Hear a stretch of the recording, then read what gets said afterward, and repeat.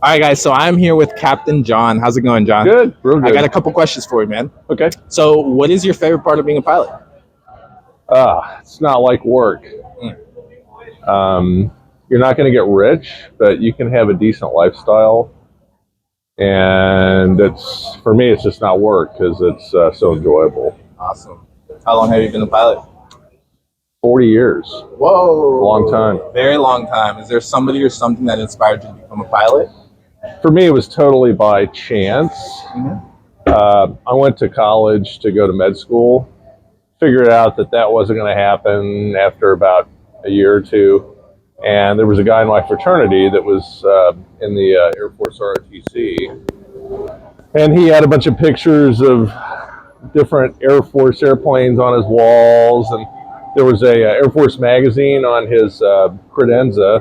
And it had an article about undergraduate pilot training. I read it and I got interested. I had an uncle that was a fighter pilot in World War II. Oh, wow. And he was kind of my hero growing up, so I asked him about it, and he encouraged me. So I went in the Air Force. Whoa, that's awesome, man. How long were you in the Air Force? 29 and a half years. Amazing. Well, thank you for your service, Yeah, man. my What was pleasure. your favorite part of being in the Air Force?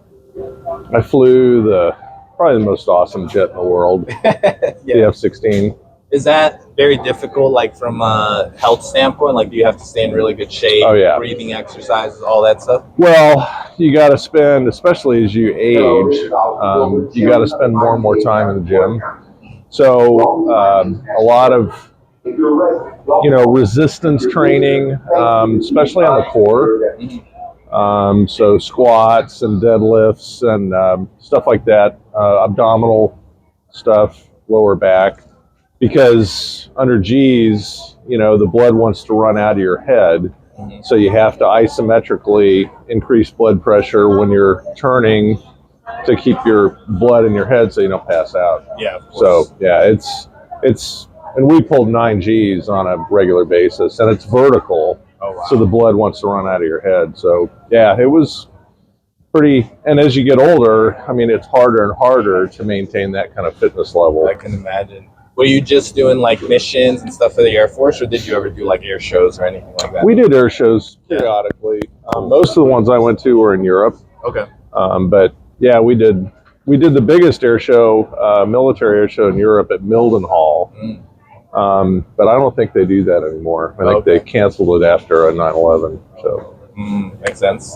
And you mentioned, obviously, in the Air Force, you got to stay in really good shape, make sure that you're, capable of flying those aircrafts. Now that you're doing civilian flying, how do you make sure that you still stay on top of your health and stay healthy? Well, it's still, you got to maintain a relatively high fitness level, just general fitness. I still do resistance training, but I only do it about twice a week. I do a full body workout. And then periodically cardio.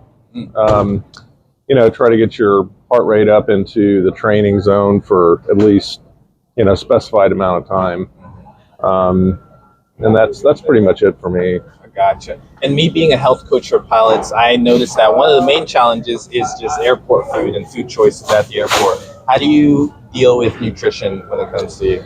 Well, I found me personally, because I can look at a hamburger and I'll gain weight. So what I have to do is I have to minimize my carb intake. So generally, I try to keep my net carbs at 50 grams or less per day. Okay. And for me, that tends to keep my weight within check. And if I want to lose weight, I'll have to bring the carb level down to 20 grams a day net.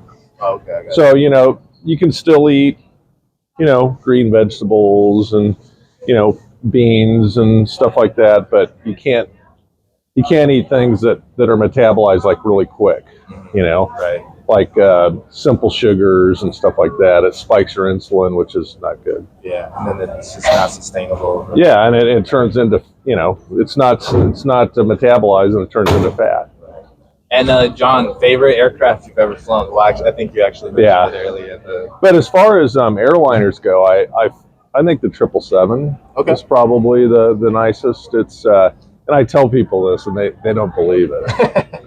It flies like an F-16. Oh, it does. Interesting. Okay. I mean, you move the yoke this much, the airplane will maneuver. And I remember when I first got on the 777, I'm sitting in the right seat.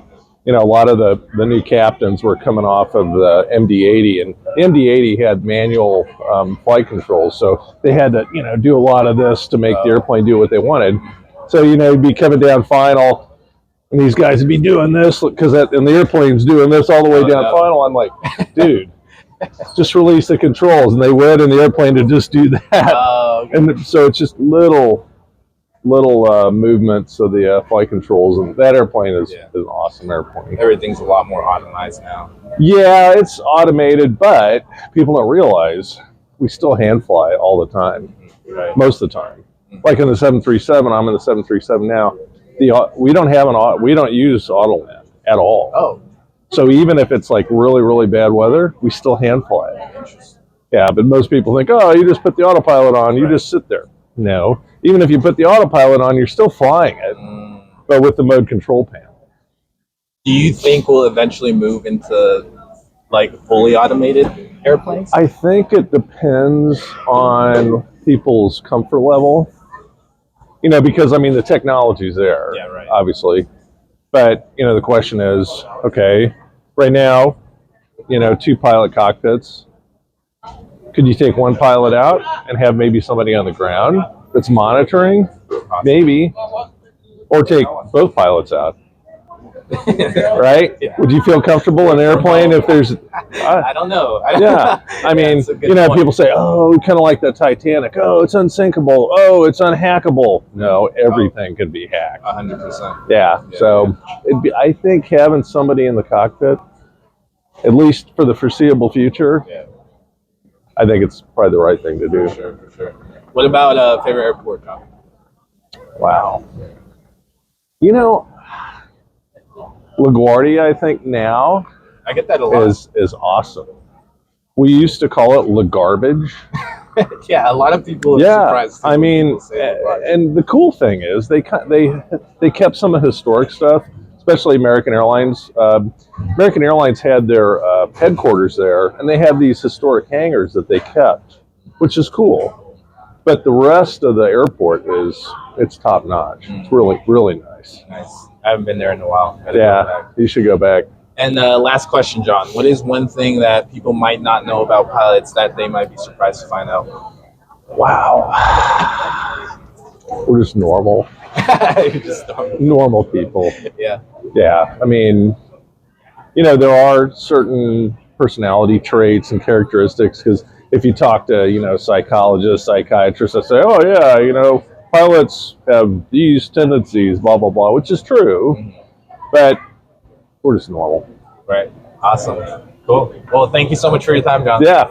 My pleasure. Yeah. Awesome. Nice meeting you. Thank you so much, man.